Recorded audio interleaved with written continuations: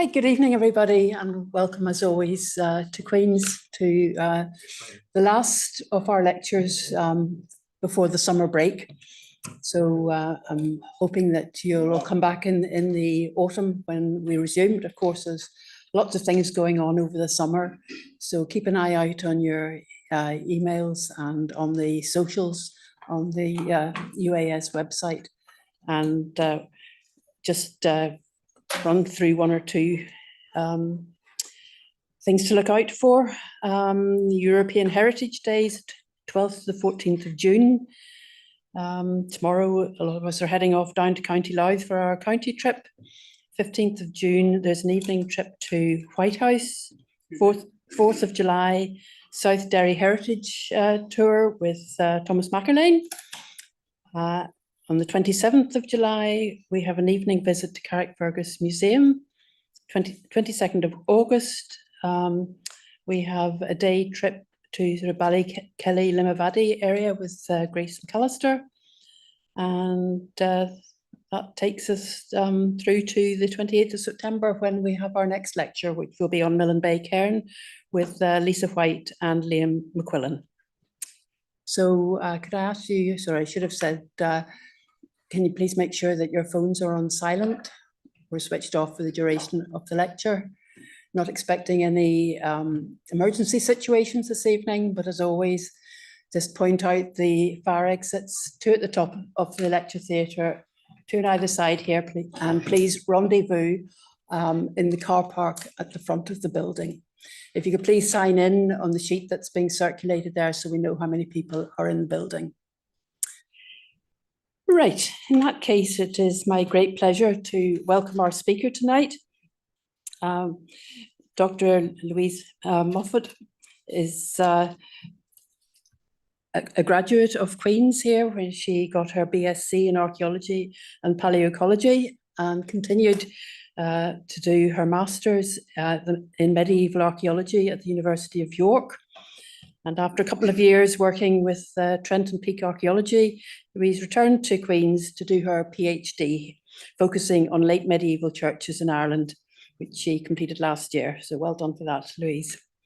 She now works for the Northern Archaeologists Consultancy Limited, and we're very grateful for her to giving up her time to come and speak to us this evening. So hope you all welcome Louise this evening. Thank you.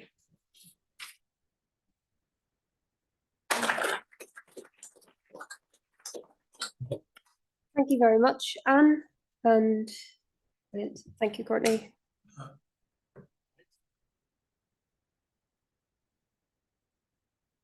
Yes, thank you, Anne, for the introduction, and thank you to the UAS committee for inviting me to come and have a chance to talk about my research.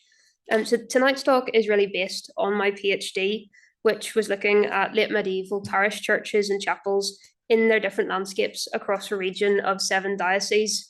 And tonight's title, A Study of 7 Dioceses. So tonight's kind of opportunity or challenge, depending on how you look at it, is to summarise 4 years of work and a 1,600-page thesis and a database of nearly 500 church sites into an hour of talking. So as you can imagine, I don't have time to go into detail about every aspect of my work tonight, but I hope that it gives you a good overview of the wealth of information to be found about late medieval churches and what we can learn about them and through them, and also the advantages of taking a landscape approach to churches and also adopting a regional study area. The last kind of regional approach to churches in the north was the work of the wonderful Anne Hamlin, especially her PhD thesis on the archaeology of early Christianity in the north of Ireland, which was a brilliant piece of scholarship that identified and looked at early medieval church sites in Northern Ireland. So my work is, I hope, something of a sequel to Anne Hamlin's, moving from the early medieval period into the late medieval period, but continuing her regional approach across the north of Ireland. Now, to set the scene a little bit, we have to start in the, click, not buttons. We have to start in the 12th century with what is known as the 12th century Reform movement, which was driven by ecclesiastical personnel and some of the kings in Ireland, which was trying to bring the Irish Church more in line with the practices and organisation of the wider European Church. There were three key synods in this reform movement, held at Cashel in 1101, Rathbressel in 1111, and finally the Synod of Kells-Mellifont in 1152, which published a number of decrees aimed at tightening church discipline and restructuring the church. And the main outcomes of these can be summarised into four categories, two of which have particular importance when studying late medieval churches. So the first outcome was to improve church discipline and provide stricter guidelines for ordained life, which included banning clerical marriage and banning simony, which was the practice of purchasing an ecclesiastical office. Secondly, the reform movement wanted to separate the church from the influence and interference of lay lords, who at the time could control churches, appoint people to benefices whether or not they were suitable, and claim money from some churches. And there was a big push by the reformers to stop all of these abuses from lay lords and completely remove the church from lay control.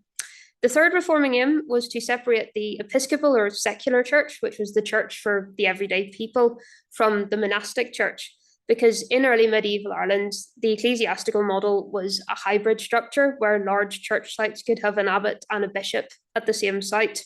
The reformers intended to separate them, having the abbot within the monastery in charge of the monastic community, and the bishop in the cathedral church in charge of a diocese, and the parish churches within it, each with a priest. Which brings us then to the fourth aim of the reform movement, which was the creation of these territorial dioceses. And the early medieval church in Ireland didn't have dioceses or parishes in the modern understanding of the term, these fixed territories that a priest would operate within. The documents do show us that there was a concept of pastoral care within the early medieval church, but they didn't have these actual parishes with boundaries until after the 12th century reforms, nor did they have the fixed territorial dioceses. So the Synod of Kells-Mellifont divided Ireland into four ecclesiastical provinces, with Armagh in the north, Dublin in the east, Cashel in the south, and Tuam in the west. And these provinces corresponded to the provincial kingdoms of Ulster, Leinster, Munster, and Connaught, respectively. Now, each ecclesiastical province was then divided into a number of dioceses. And my research focused on the province of Armagh, and within it, the northern seven dioceses, the dioceses of Raphoe, Derry, Connor, Down, Dromore, Armagh, and Clougher. And so these are our seven dioceses for the study this evening. And to give you an idea of where they are in modern terms, we're roughly looking at the whole of Northern Ireland, with the exception of the bottom third of Fermanagh, which for some reason was in the Diocese of Kilmore and not the Diocese of Clougher, plus the counties of Donegal, Monaghan, and Louth. So this is our study area in modern day terms. The other thing to clarify at the start of this is the time period that we're looking at. I've said that we're looking at late medieval churches, but when exactly in the late medieval period is this? So tonight's lecture is focusing on the periods 1170 to 1500 AD, which is the same time period as my PhD. And just to be clear, I'm not saying that these are the exact dates of the late medieval period, because if I did that, I would get into trouble with a lot of late medieval archaeologists, and that is a whole debate that we don't have time for tonight. But 1170 is a very useful starting point when looking at churches in the late medieval period, because the 12th century reforms have, for the most part, happened by this time. We have the dioceses created, the parishes have started to be created, and we've also kind of coming in at the tail end of the first arrival of the Anglo-Normans in Ireland, so the political situation has started to shift. So 1170 is a really good starting point. As for ending in 1500, Colm Donnelly asked me in my Viva why I ended at 1500 and not 1600 AD. I gave him two reasons for that. The first reason is that the 16th century in Ireland sees significant social and political change compared to the 14th and 15th centuries. And also, the 16th century sees a new wave of church building and the establishment of new church sites. And the 330 years that I covered in my PhD already gave me an overall database of about 800 churches. I did not need to add any 16th century churches into the mix.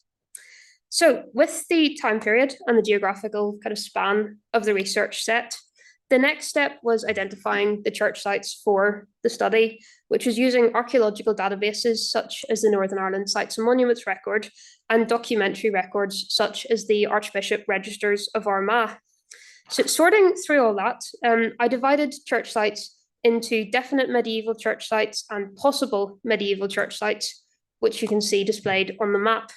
So these definite medieval church sites are those which either have surviving late medieval building remains or late medieval architecture in a later building, or they're mentioned in late medieval documents. So in other words, they have some form of concrete evidence that they were constructed or in use during the late medieval period.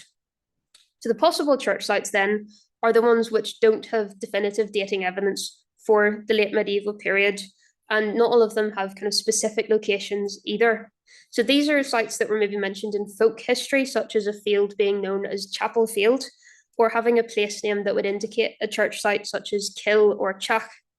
Now, these sites might seem less useful on the face of it because we have less evidence, or in some cases, practically nothing at all about them. But the possible sites are important to consider when trying to understand the landscape of late medieval churches and chapels in Ireland. And so I'm kind of looking at the lack of evidence not as a challenge or as a problem, but as a challenge. So with all of that sorted, the final database was 473 definite late medieval church sites, plus another 303 possible church sites. So as you can see, like I said, almost 800 church sites in the total, just for 7 dioceses. So as I said, these are including both parish churches and chapels. The parish church was the main church of the parish, which was usually served by a rector or a vicar and would have been the centre for religious life and worship in that parish. But some of the parishes, especially the larger parishes, had chapels as well, which were generally for parishioners who lived a considerable distance from the main parish church. And so the chapel provided them with a more easily accessible place to attend Mass, and these chapels were usually served by a chaplain. So typically, these churches were rectangular stone-built structures with an eastern window, though as you can see, they survive in varying states today. Some remains are in poorer condition, from the ivy-covered remains of Mulaghass Old Church in County Armagh to the fragments of stone wall at Dunbow Old Church up in County Londonderry, which is across the road from the Bishop's Palace, the National Trust place. So if you're ever up there, go across the road and beside the Presbyterian graveyard, you'll find the remains of a medieval parish church. But other church buildings from the medieval period look much more like church buildings. You can see the kind of lovely pointed gable and window in Temple Nafrin in County Fermanagh, and the gable wall still standing at Temple Moyle Church in County Monaghan. Now, these rectangular structures that are found in the north of Ireland can be divided into 2 types. The majority of these buildings are undifferentiated nave chancel rectangular buildings. So there's no masonry structure division between the eastern end of the church, the chancel, which was where the altar would have been, and the nave or western end where the congregation would have been. But the other type we have are the nave chancel divides.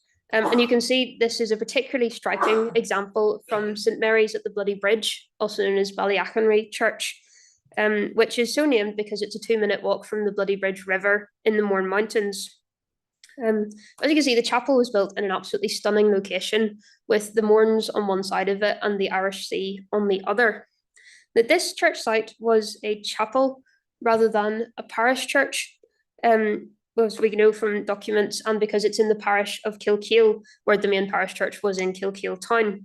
But this is a particularly curious chapel because the nave chancel dividing arch is the only bit of masonry that survives intact in the chapel. Which is extremely unusual because generally that would have the nicer stone and so would be one of the first parts of a church to be robbed out, whereas all the other walls of this chapel have been reduced to kind of grassy humps in the graveyard, but the nave chancel arch survives to a good height. This also shows that this chapel was invested in, because usually the nave chancel arches would be reserved for the parish churches because a chapel would be too small to really need a stone dividing arch. So we have a chapel that was invested in. It was valued by either a lay patron or by its community. Now, this is by no means the only nave chancel divide church in our 7 dioceses. Here we have examples from County Louth. So on the UAS trip to County Louth happening this week, if you happen to be at either Clonmore or Clocher churches, you can look out to the nave chancel dividing arches in these churches. Now, looking at examples across the dioceses of Armagh, Clocher and Down, we have a total of 10 churches with nave chancel dividing arches. And what's particularly interesting is that all of these are found within the Anglo-Norman settled areas of these 7 dioceses. So it seems that these nave chancel dividing churches this style might have been introduced into Ireland by the Anglo-Normans. Now, we do find examples of a nave chancel divide further west in Gaelic Ireland at the likes of Banagher Old Church in County Londonderry. But it may be suggested from the evidence so far that the Anglo-Normans were the ones to introduce this architectural style into Ireland. Now, I also used the Diocese of Armagh, Clougher and Down as case studies to analyse when periods of construction of these medieval parish churches were, to discover if there were any significant periods of construction or times when there was very little church building done. So this graph shows you the periods of construction by diocese, with blue for Armagh, orange for Clougher, and grey for Down diocese. And now I'm sure you'll have noticed that 3 of the periods are rather more general than the others. While most of the churches that I visited could be dated to within a century or 2, some of them simply didn't have the surviving remains to be any more accurate than a generic time period. So late medieval, which is this large column, okay, the mouse isn't showing on the screen, the tall column with late medieval at the bottom of it, that means that this church was probably constructed somewhere between 1200 and 1500 AD, so somewhere within those 3 centuries. Medieval, on the other hand, which is the second column from the left, just means that it was built sometime before the 16th century. And then we have a few buildings that were put into a post-medieval/modern category because they were labelled as medieval churches on the archaeological database, but when I went to visit them, there was no medieval masonry surviving. So it turned out that they were post-medieval. Now, what the dates tell us from this graph is that there was a significant period of church construction in the late 12th and the 13th centuries, with at least 21 churches being built during this time. And the graph also shows us that there was a greater activity of church building in Armagh and Down dioceses at this time than there was in Clougher, which is significant because it corresponds with the Anglo-Norman settlement in Down and southeast Armagh diocese, which suggests that as part of their settlement in Ireland, the Anglo-Normans were building these new churches. Now, we have a drop in construction around the 14th century, followed by a kind of an increase in construction in the 15th century. And there's also evidence at a number of churches for kind of 15th century alterations to earlier architecture. And one thing of particular interest in the 15th century construction of churches is that there's a significant uprise of church construction in Down, whereas there doesn't seem to be any church construction in Down in the 14th century. And this seems to coincide with the movement of Gaelic lords like the Candy Boy O'Neill into Down diocese. Now, there's not a lot of data, so it could be a coincidence, but it might suggest that the Candy Boy O'Neill were instigating a new period of church construction in Down diocese as they kind of pushed their way into the territory and forced the English lords into smaller territory within the Ards Peninsula. So that's quite a brief summary of the form and fabric of the medieval churches in the north and when they were built. But I did promise you a landscape approach. So kind of thinking back to where our church sites were, there isn't an even distribution across the landscape. Now, one factor behind this is the physical landscape in these dioceses. Churches are very rarely built in mountainous terrain, which, as you can see kind of from the lack of church sites in the central part of Raphoe, so up in Donegal in the northwest, and in Derry with the Sperrins, as well as the Glens of Antrim in Connor diocese. Parish churches did need to be accessible for people to attend mass and other religious services, and building a church on top of a mountain isn't going to make it easy for people to get to. And now it should be said that many medieval churches are on slightly higher ground within their local surroundings, which gives them an elevation and visibility in their landscape without impeding access for their parishioners. And another factor at play is the size of the parish. So kind of after the 12th century reforms that I talked about at the start, the Church of Ireland started to develop fixed territorial parishes following on from the creation of the diocese. And as I said, there is plenty of evidence that there was understanding of pastoral responsibility among local churches before these creations, but that the parish, this territorial unit with fixed boundaries, and kind of the idea of a priest operating within these boundaries, is a post-12th century reform development. So the medieval parish network was then succeeded by three different forms. We have civil parishes, which were developed in the 16th and 17th centuries, the modern Church of Ireland parishes, and the modern Catholic Church parishes. So if we want to kind of reconstruct the medieval parishes to recreate and understand the parish networks of late medieval Ireland, we have to start with the more modern parish networks and work backwards. The civil parishes were created in the 1600s and are generally regarded as the most accurate representation of what the medieval parish network would have looked like. But it doesn't mean that civil parishes are the same as medieval parishes. Now, some of them do seem to be, but there are changes between medieval and civil parishes in a lot of cases. Some of the changes are relatively straightforward. For example, in Derry Diocese, we have the modern civil parishes of Faughan Upper and Faughan Lower. And in the medieval period, it was one single parish, the parish of Faughan. So in that case, you can use the two civil parishes to recreate the one medieval parish. But other differences are a bit more complicated, particularly when some parishes were amalgamated or one parish was absorbed into another.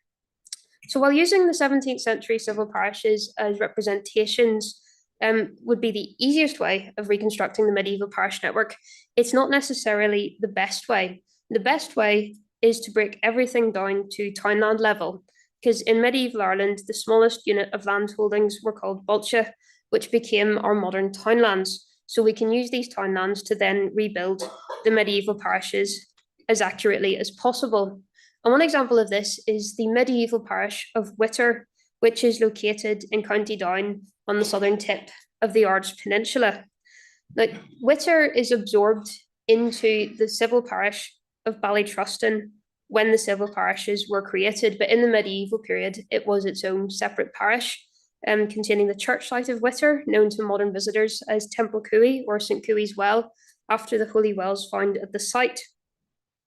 From documentary records, we can identify the 8 townlands that originally made up Whitter Parish, and then from those townlands, we can separate them out from Ballytruston Civil Parish and recreate the medieval parish of Whitter. You might be asking, why doesn't everyone do this, go down to townland level and build the medieval parishes up if it's more accurate than using civil parishes? Because reconstructing the medieval parishes requires an awful lot of work. So these are the reconstructed medieval parishes in the 7 dioceses of our study area. To reconstruct these, I had to sort through 15,000 townlands, which was quite a lot of townlands, and quite a lot of the townlands share the same name. For example, in Donegal alone, there are 18 townlands called glebe. So you have to work out which glebe townland is from which medieval parish, which was a bit like playing a jigsaw puzzle with medieval townlands. But as you can see, kind of the work was worth it. This is, to date, the most accurate representation of the medieval parish network in the north of Ireland. And if you want kind of the data for it, there are 800 pages in my PhD appendix that I'm pretty sure Colm did not read before the Viva, which was very fair. But this is the parish network in which our churches and chapels were situated. And you can see from the map that the parishes in Down Diocese, in Southern Connacht and the southern part of Armagh, the bit that is equivalent to County Louth, are much smaller than the parishes in dioceses like Derry and Raphoe. The smaller parishes means more parishes, which means more parish churches. So if you remember back to how many parish churches there were in County Louth, kind of that real concentration of churches, and then you see how many parishes are in County Louth in the medieval period, you begin to understand why there are so many more churches there. And one of the reasons for these smaller parishes in these eastern areas is that in the areas settled by the Anglo-Normans, the parishes tended to be based on the Anglo-Norman manors, and these manors were smaller and more frequent than the Gaelic Irish Tuatha, which were their kind of kin group land holdings, which are what the parishes are based on in the west. So as a result, parishes in Gaelic Ireland were larger than those in Anglo-Norman Ireland. And so parts of Anglo-Norman Ireland then had more parish churches because you need more churches for more parishes.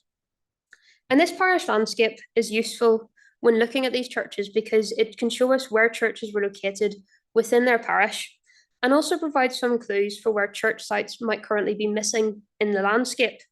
So to look at that, we're going to zoom in briefly on 4 of our 7 dioceses, starting with the Diocese of Dromore, which is the smallest diocese in our study area. Dromore currently has 20 definite church sites identified, and it has 24 medieval parishes. So I'm sure you've already noticed that the numbers don't quite add up. And Seago Parish in Dromore currently has 2 definite medieval church sites in it, the parish church and then a chapel site. So we currently have 5 parishes in Dromore that don't have any definite medieval church sites in my database. But all 5 of these parishes do have at least one possible church site. So we can draw kind of one positive and one future area of research from this. The positive is that the 20 definite late medieval church sites are definitely late medieval church sites because they line up with these medieval parish boundaries. And the area of future research is then investigating these 5 parishes that only have possible church sites at the moment and trying to kind of look at these possible church sites and identify concrete dating evidence of late medieval usage, because some of these possible church sites must have been in use in the late medieval period because there would have been a parish church in each of these parishes. So the reconstructed parish network, kind of alongside the church sites we know about, can help us identify church sites we don't know about yet and help narrow the focus of research kind of in future studies to target the most important possible church sites for more dating evidence. Another case study in this parish landscape is Derry Diocese. Now again, every parish in Derry has either a definite church site or a possible church site within it. Now, as with Dromore, there are a couple of parishes in Derry with currently only possible church sites in them at this stage, indicating that at least a couple of the possible church sites in Derry must have been active church sites in the late medieval period to serve their parishes. But the really interesting thing about Derry Diocese with this parish network is that most of the church sites are near the borders of their parishes rather than being in the middle of the parish. Now, this might be partly due to the upland terrain of the Sperrins, and the siting of churches could have been dependent on making them more accessible. So if you've got mountains in the middle of your parish, you are probably going to build your church at the edge of the parish so people don't have to climb up a mountain to get to the church. Except that we see this trend of churches being at the boundaries of parishes in the lowland parishes as well. Now, the factor behind this might be a continuation of a practice in the early medieval period of siting churches in border areas to help consolidate territory and prevent rivals or opposition kings from invading. The Derry Diocese throughout the late medieval period was kind of a contested area between different Gaelic lords and the Earldom of Ulster for a time. So in the 13th century, we have the Earldom of Ulster in control of the northern part of Derry Diocese, the O'Neill maintaining control over the southern part, and then the MacLachlan in Inishowen Peninsula. By 1500 AD, the Earldom of Ulster has kind of basically collapsed and is now only in Carrickfergus. But we have the Doherty in the Inishowen Peninsula, the Cahan in the northern part of Derry Diocese, and the O'Neill still holding some territory in the south. So there was a lot of kind of change in the political situation in Derry Diocese, and these parish churches may have been built kind of in the border areas of their parishes to try and provide some stability amidst this changing political landscape. Now, this reconstructed late medieval parish network can provide us with some mysteries as well, particularly in Connor and Down Diocese. So in Connor, we have one parish in the west of the diocese with no recorded church sites in it, no definite church site and no possible church site either. And the chance of having a parish with no parish church are extremely slim. So we know that there must have been a parish church site in this parish at some point, but we haven't found a parish church yet. So in this case, we now have an area of a specific parish to really zoom in on, and kind of in the coming months, hopefully, to try and use satellite imagery and ecclesiastical place names to try and locate this missing church site, because there must have been one there. We just don't know where it is yet. We've also got the same case in Down Diocese, again in the western part of the diocese. Is this showing? Yes, there's the mouse showing. So this parish here in the west of Down Diocese. Again, as you can see, there is no church site recorded in that parish at the moment. So it's another parish to research in more detail to try and find this missing church site.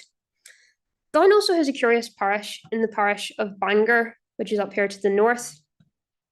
Now, Bangor Abbey was an important abbey throughout the medieval period, but in the actual parish, we've only got this recorded possible church site and no definite parish church sites recorded.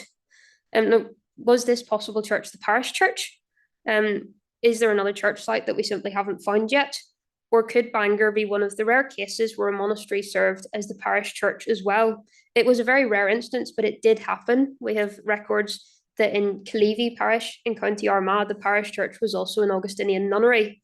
So there could be times when the parish church and the monastic church overlapped, but again, more research is needed. So that is the church in the physical landscape and something of it in the political landscape as well. But these were not the only landscapes that the medieval church was a part of. Now, one of the kind of less talked about landscapes is the economic landscape. And this works both ways because documents can show us something of the economy of the late medieval church, but we can also use the economy of the late medieval church to learn more about the economic situation in late medieval Ireland as a whole. The tithe income is the best source for the church's economy at the time, and our best documentary source for tithes in the church is the 1306 ecclesiastical taxation, which proves that tax records do have some good uses. Now, almost all of our study area is included in these records, with the mysterious exception of the southern part of Armagh Diocese, which was known as Armagh Inter Anglicos, or the English part of Armagh. It just simply isn't mentioned in the surviving records for the 1306 ecclesiastical taxation, so we don't know if it wasn't taxed or if it's just that the records for this bit of Armagh Diocese haven't survived. So sadly, we have to exclude it for the next few minutes. What we can say from these tax records from 1306 is that the churches in Down and Connor Diocese, particularly the more coastal churches, had the highest taxable wealth across the 7 dioceses. We do have a few wealthier churches in Derry, again near the coast, with this little cluster. But as you can see, kind of they are the exception rather than the rule in Gaelic Ireland. So we can draw 2 things from this initial look at the tax records. The first is that the Anglo-Norman areas, these areas in the east, tend to be wealthier than Gaelic Irish areas, or at least the Anglo-Norman areas are producing greater taxable wealth. They produced surplus and goods that can be exchanged for coin, or kind of coin wealth as well. Whereas Gaelic Ireland tended to focus more on subsistence economy and goods exchange rather than surplus production. The other advantage for these churches in the east is that these are parishes with proximity to the coast, so they might have benefited from trade and so had greater wealth than the churches further inland. Now again, it depends a bit on what they were trading and how they paid for things. For example, we have records of both the Bishop of Connor and the Bishop of Derry having to pay their dues to the Archbishop of Armagh. The Bishop of Connor pays his dues in coin. The Bishop of Derry paid his dues in 200 eels. So they both paid their dues, but just in 2 different ways, representing something of the 2 different economies in medieval Ireland at this time. But what does this wealth actually mean to the local churches on the ground? If a church's valuations are measured by its tithe income, kind of the wealth of the church gained from the tithes of the people, would the physical church building actually have seen any of this wealth? So to answer these questions kind of helps us explore the local investment in the church and to begin to understand more about how local communities viewed and valued the church. So we are limited a little bit in how far we can investigate this investment and economic input into a church, because some of the investment would have been local people giving money and gifts towards the church expressed through church ornaments, such as a new chalice or an image for a shrine or so on. So some forms of these investments are difficult to identify in the archaeological record. But we can look at investment in the fabric of a church, in the building's size and its architecture. Because for most of the late medieval period, the laity, the general parish population, were responsible for the upkeep of the nave, which was the western end of the church, both for its furnishings and its fabric, the very stonework of the building. And then the chancel, or the eastern end, was the responsibility of the rector, although the laity could contribute finances towards its upkeep as well. So not every church, as I've shown you, has left surviving building remains, and not all of these kind of survive to a substantial enough level to be analysed. But we do have some evidence that can help us kind of compare the building fabric and the size of the churches with the wealth that they had. So if we start with Armagh, now this is not the whole of Armagh Diocese, this is just Armagh inter Hibernicus, or the Irish part of Armagh. So this is the bit of Armagh Diocese that was in County Armagh and kind of into County Derry. There are 5 medieval parish churches in Armagh Diocese, in the Irish part of Armagh Diocese, with surviving physical remains. And this graph is comparing the size of those physical remains, kind of their area by square metre, with their 1306 valuations. And it is a limited data set, but you can see that there is a slight trend that the churches with a higher taxable income have a slightly larger church building. The exception to this is the Church of Arboe, but its geographical location may offer an explanation, because Arboe sits on a slight rise on the western shore of Lough Neagh, and there's a noticeable slope downwards around all 4 walls of the church. There is a little bit more room towards the north of the church, but the door is in the north wall, so that was probably the approach to the church.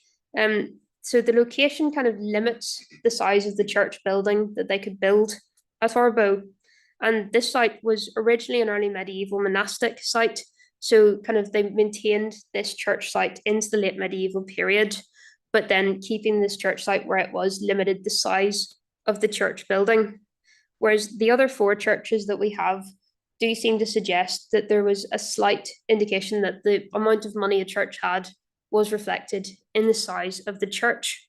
Now, this is quite a limited data set, but we can see the same sort of trend in Dromore Diocese. Again, it's only a slight trend, and again, limited data set. We again have 5 medieval church buildings. Now, the evidence in Dromore isn't just as consistent. We have the Church of Macrodrule, this church here, which was valued at only 80 pence in the taxation, but had a sizable building of over 130 square metres, whereas the Church of Dromara, this little one, is valued at 240 pence, yet has a building that's less than 60 square metres in area. Now, I'm not going to argue based on this evidence of just 10 churches that it must have been a trend across all churches that the more money they had, the bigger the building. But I do think it raises for us the potential that the kind of wealth of a church, the tithe income in the parish, was a factor. And so kind of one way that people were able to invest in the local church using their wealth was to build a slightly bigger church building. Another diocese, this time in an Anglo-Norman or English settled area, is the Diocese of Connor.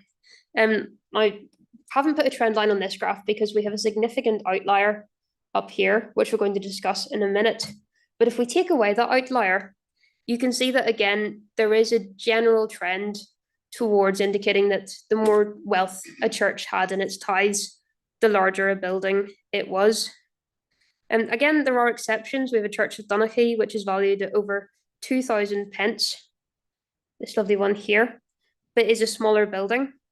But there is still a kind of suggestion at this correlation between some church values and sizes in Connor, as well as the Diocese of Armagh and Dartmoor in Gaelic Ireland. So there is some evidence to suggest that people were investing in their church buildings through the size of it. And this investment could be shown in architectural and material choices for the building. Now, the outlier, this lovely little church all on its own, is the Church of Ballywillan, which is on the outskirts of Portrush. The Ballywillan was valued in the 1306 taxation at 6,056 pence. It's also the largest surviving church building in the Diocese of Connor, and it has the largest number of windows compared to the other churches in Connor. And why does that matter? Well, doors and windows often had sandstone for their jambs, their arches, and they had kind of tracery in the larger windows. The windows would also have required glass, and both this glass and the carved sandstone added a greater cost, and so more money was needed to be invested into the construction of the church. So Ballywillan would have required greater financial investment in its construction, both for the additional regular stones required to create the larger church building, but also for the sandstone, the glass, and they kind of paying the masons and the glassmakers for their time and crafts work. So hopefully you can see that by looking at these broader landscapes that medieval churches were a part of, we can start building a much more complex picture of both the local churches and medieval society in Ireland at this time. And medieval Ireland was not a uniform place, and you can see that even the churches have variety reflected through the local churches, with the large ones like Ballywillan and the poorer churches like Macradrule. But these late medieval churches were not only part of the landscapes, but they facilitated them, connecting people across the networks of parishes. They were the church buildings to worship in and to build. They connected people through the economic landscape of tithes to be paid. But the churches also connected people in another way through what's known as church patronage. Now, church patronage, also known as the advowson of a church, is defined as the right of presentation to a church or benefice. So basically, the church patron had the right to nominate a rector to the church, but they still required confirmation and appointment by the bishop. The monastic houses could also be patrons of parish churches, but their patronage took a different form, one known as monastic appropriation. So when a church was appropriated to a monastery or friary, the monastery or friary, represented by its abbot or prior, became the rector of that parish church and received the rectory income, which was about 2/3 of the total tithe income. To continue providing mass and pastoral care to the parishioners, a vicarage was created and a vicar appointed to serve the laity, and the vicar usually received a fixed income, which was often created as perpetual so that it couldn't be altered by the monastery without the approval of the bishop. But if you remember when we were talking about the 12th century reforms at the start of this lecture, I said that one of the aims of the 12th century reform movement was to completely separate the monastic church and the parochial church. So why am I telling you about monastic appropriation if there was supposed to be a complete separation of monastic church and parish church? Well, like many situations, what was aimed for in a reform movement and what was actually achieved are two very different things. So again, we are taking the Diocese of Connor as an illustration for church patronage. It has 79 definite late medieval church sites within it, and we know the patronage of 59 of these church sites, which you can hopefully see on the map. So the first thing to notice is that only 5 of our 59 churches have a secular lord, a lay lord, as patron, with a further 2 under the direct patronage of the English crown. We then have 3 churches directly under the patronage of the Bishop of Connor, and 2 where the right of presentation seems to belong to the Archbishop of Armagh, which leaves 47 parish churches, almost 80% of the total with known patronage, appropriated to a religious house. So much for separation between monastic and parochial church. And we can pick apart these in a bit more detail. Looking at the churches under lay patronage first, we have 7 in total, 2 under the English crown and 5 under the Earl of Ulster. And you can hopefully see from this map that all of these churches are either at or close to a motte or stone castle. Now, it makes sense because a motte or castle would gather a population around it for the various roles and tasks conducted there, who would need a church to attend and a priest to provide services. And all of these churches are within the earldom, which again should be no surprise, given that they were patronised either by the Earl of Ulster or by the King of England. But what is interesting is that not all of these church sites were newly established and built after the Anglo-Norman conquest. We have the churches of Ballyacran, Kilbride and Coleraine, which all have evidence of early medieval ecclesiastical activity. Coleraine was the site of an early medieval monastery, and Kilbride has strong associations with the early Irish Saint Brigid. So what we have is not simply a case of the Earls of Ulster building churches and then patronising them, but they also claimed the patronage of pre-existing and potentially important church sites within the earldom. Moving on to our significant thing for tonight, the monastic appropriation of 47 parish churches in Connor to religious houses. We've already seen that there's kind of a spatial factor in the appropriation of churches to the earldom of Ulster. So is there a spatial factor in the appropriation of monastic churches as well? Well, from what the evidence in Connor shows, I think that yes, there is.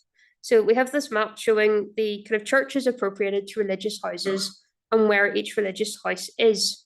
So we start with the example of Kells Abbey, which is this lovely little black cross here. You can see that one of the churches appropriated to Kells Abbey is right beside the abbey.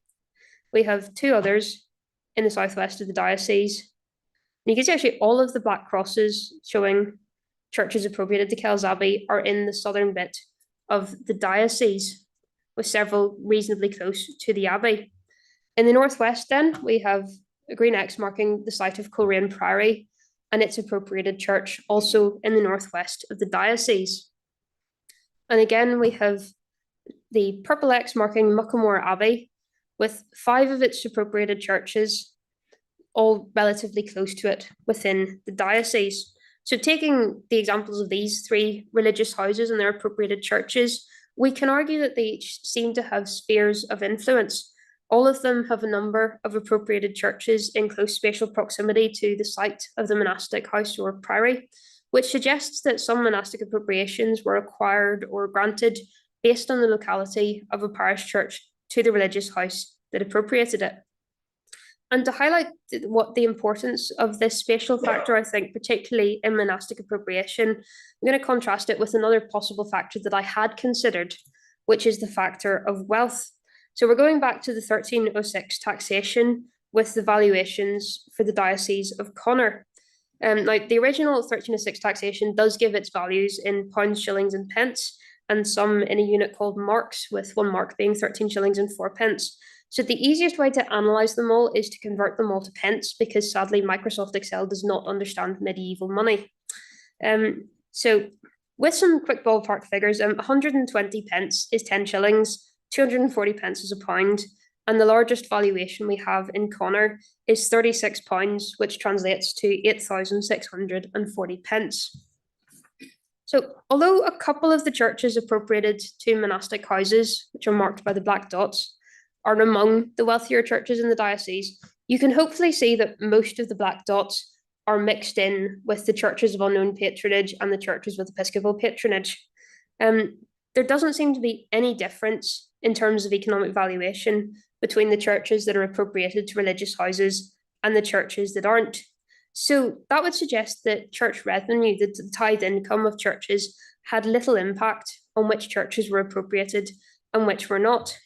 So we can conclude that spatial location was probably a factor behind the patronage of a church, whether it was lay patronage or monastic appropriation. But wealth doesn't really seem to have been a factor in this regard. But what Connor also shows us is that late medieval parish churches connected these parish communities with monasteries in many situations. And so you can't kind of understand the complexities of medieval society in Ireland without considering the parish churches. And these parish churches and chapels provide one of the best windows into life in medieval Ireland. And they were part of many landscapes, not only the physical landscape, but the political landscape, the economic landscape, the wider ecclesiastical landscape. And all of these different landscapes should be considered when researching medieval churches, but really churches of any era, early medieval, post-medieval, and so on. And the regional approach shows that there are some differences and some similarities between the Gaelic Ireland and English or Anglo-Norman Ireland, but also between dioceses and between different parts of dioceses. So this is kind of very much a broad overview of my research so far, but I hope it shows you just how much information is out there to be discovered about medieval churches in Ireland and how much we can learn from looking at these churches and their landscapes. And as I say, my research, it's not a conclusion, it's not an end point, but this is hopefully more of a starting point for future research to build in landscape methodology, to use more regional approaches, and so to continue building our knowledge and understanding of the late medieval church in Ireland. So thank you very much for listening, and I shall leave you with some more lovely pictures of medieval church sites as I ask if there are any questions.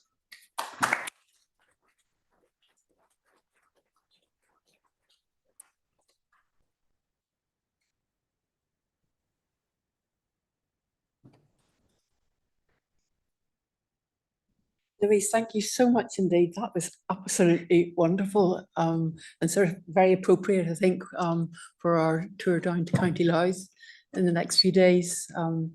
It certainly highlights a lot of things about medieval churches indeed, and certainly Louth is absolutely coming down with them. So I had to be sort of pick and choose a wee bit of what we're actually going to see. So thank you very much indeed. And you'll take some questions. I'm sure there's one or two out there. Yes, Thomas. He's making an observation. Yes. 1985 constructed all the medieval parishes. Did you? Yeah, Ah. But the single most important factor in the distribution of churches in the landscape are the pre-existing monastic estates or church estates. That would explain everything in your distribution pattern there, especially, for instance, the clustering of sites. The big problem faced by the reform movement was the division of assets, mainly landed assets, to endow the bishop, to provide every parish church with its own land, and also the new continental orders being modelled on the remodeling of the earlier churches. For instance, one of those observations you notice with churches quite often at the edges of parishes, that's just a direct result of the model is in the ancient. I think you underestimated the existence of the pre-12th century parish, which was highly developed and with very little changeover to the formalization of it. But it generally had one large church, maybe a mother church, and a number of chapels on the outlying parts of the estate. And then in the 12th century, those outlying chapels were formed into parish churches, quite often at the very edge of the estate to service adjacent areas, so on and so forth. I did notice one or two little mistakes in your parish map that maybe talk to you sometime, especially in my area, South Derry and West Antrim. And then there were some parts like post 16th century parishes. Anyway, but I'll some other time. Yeah. How about very different angles? Yeah. Yeah. Yes, Tom. Just a couple of things. One, you're saying that the appropriation of parishes to monastic sites confuses the separation of church and state, or church and secular one. I think it's the opposite, because the alternative is that the advancement would be to the Lord, the local Lord. So by taking it into monastic hands, you're putting it into professional church people. So this is in fact reinforcing that parishes belong with the church, not with lay advisors. The second is your use of the 13067 taxation. I've wrestled with this too, way back, shortly after it was written. The fall off in values is so sharp and so aligned with ownership of land, particularly the earldom, that I've always come to the conclusion that the basic thing here is an administrative question for the valuation, that the tithes are simply being valued differently in different parts of the diocese. And what it is, I think, is that in Irish areas, you've got the survival of Erinach land, which is not included in the parish value. Therefore, the parish value appears much lower in the Irish areas. So that the actual, to use that as an absolute value of parish wealth is rather dodgy. Okay. Take that into consideration for the future. And particularly, I mean, to say that it isn't a representation of economic value. And a final point, Ballywillan puts it in two parts. It was extended in the 13th century, but that reflects, I think, the wealth of Portrush. Yeah. And of course, the biggest parish church you didn't mention, which is St. Nicholas, Carrickfellas. It's kind of got like post-medieval alterations, whereas Ballywillan is kind of unadulterated. Quite a lot of it's medieval. Was it? The Augustinians did have quite a big pastoral role you know, Donegal, etc. So that they had their own parishes. And that then the priories became parish churches. I'm beginning to be glad that Clondonley did not know as much about these as you guys do. My Bible would have gone very differently. Great rest of the day, what you said. Yeah. And future research paths. You know. So, Also, like with the valuations in my PhD, I also used the papal annates from kind of the yes. late 14th, 15th, early 16th Very centuries, patchy, which are patchy, but they kind of, I think, are a better assessment of wealth across the board. But I only had an hour to summarize a 4-year PhD, so there's always going to be bits that aren't included in the other thing, Thomas, the Arabic system was fairly flourishing until the early 17th century in all your Western dioceses. And the Arabic family were directly responsible for the fabric of the church. Okay, yeah. You have to factor that into the size of the land they held. And they collected the tithes and they got the third, but they had to spend it on the church. So.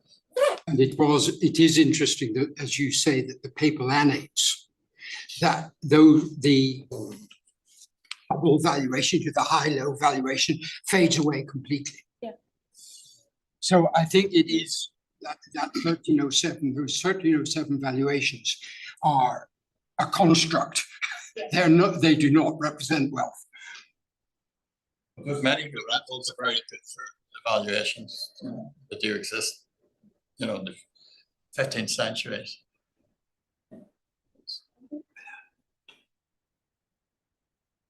I've got a couple of thoughts or observations.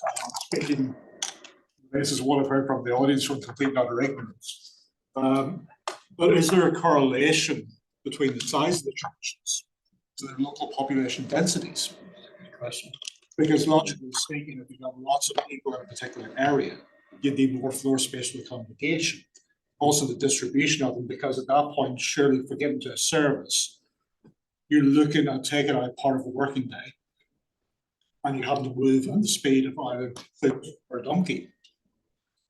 So you'd have to have So no donkeys then. There's no donkeys. No, okay.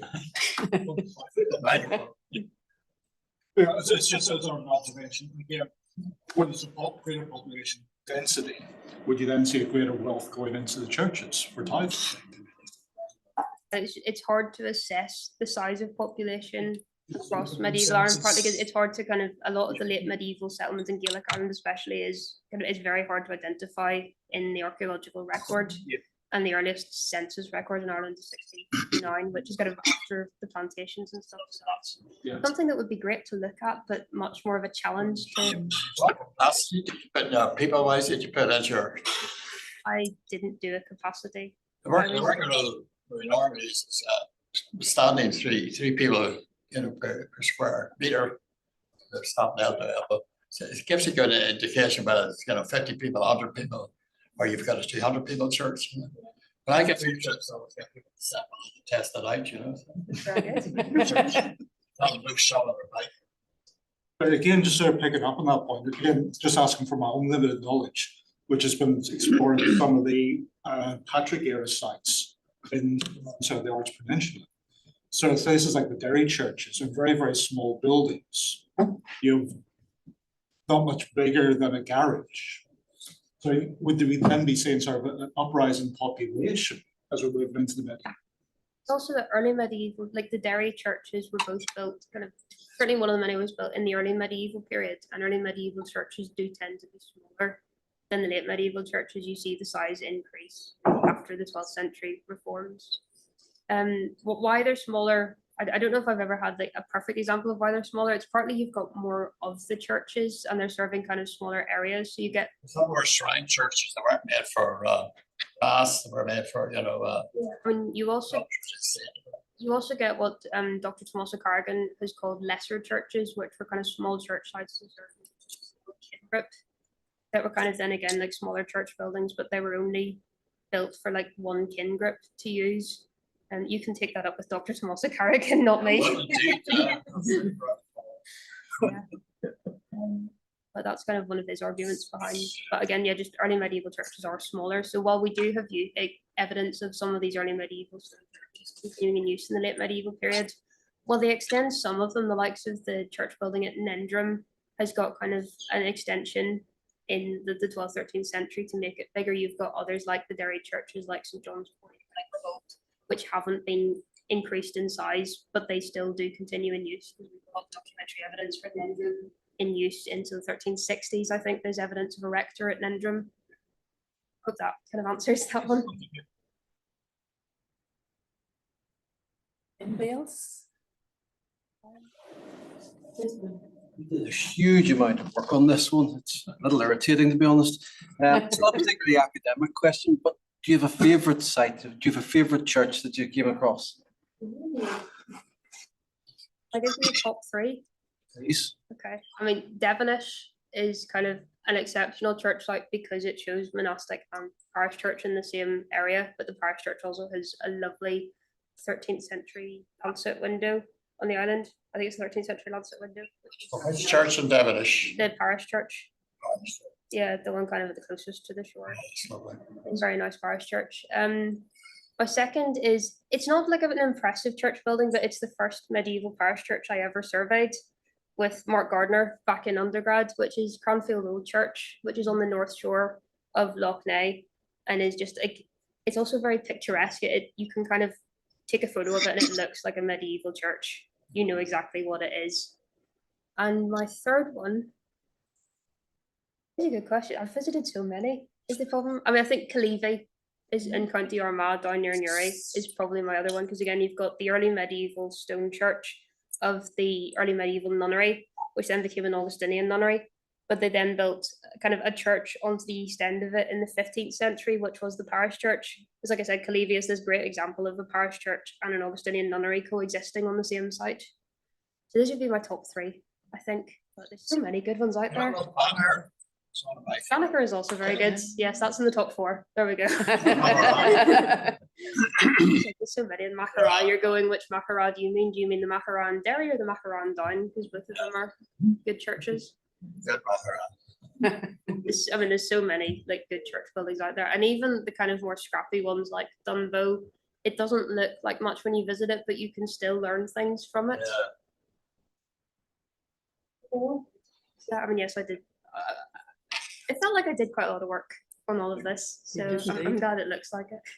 What's about Alan's thesis very helpful. Yes. Oh yes, and Hamlin's work was extremely helpful. So I hope that she would be pleased with my thesis if she was able to read it still. But yes, no, her work was brilliant, and like I said, she was kind of really the first one to do the regional approach to the study of church sites. Actually, great regret because she was concentrating the early medieval ones. She would love to have, included all her post-12th century stuff. I mean, much as I think she would have done an amazing job of doing it, part of me is glad that she wasn't able to do this thing got me so I could do it instead. Which, the nice thing about doing late medieval churches is that not, as I'm sure you know as well, not many people do the late medieval period. It's usually the early medieval period that people do. So when you have to argue for the originality of your work, it's easier when you do late medieval stuff. Show me what else is out there. Do you have any questions online? The one question that was asked online was also asked in person, so all is covered. Last chance, anybody? Right, well, it remains for me just to say another big thank you to Louise for a superb talk indeed, and well done indeed. Thank you.